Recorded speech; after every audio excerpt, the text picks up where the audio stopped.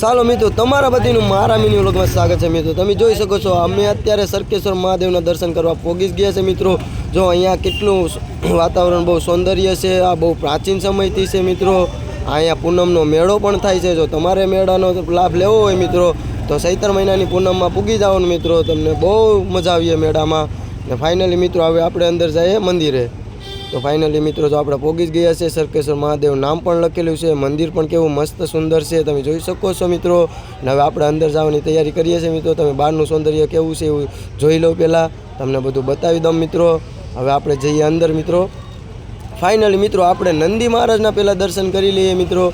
નંદી મહારાજના દર્શન તો ફાઇનલી મિત્રો કરી જ લીધા છે. તો હવે સાથે મહાદેવના પણ દર્શન કરી લઈએ મિત્રો. તમે જોઈ શકો છો મહાદેવની લિંગ છે અહીંયા, બહુ મસ્ત લિંગ છે, બહુ અંદર પણ બધું મસ્ત છે મિત્રો.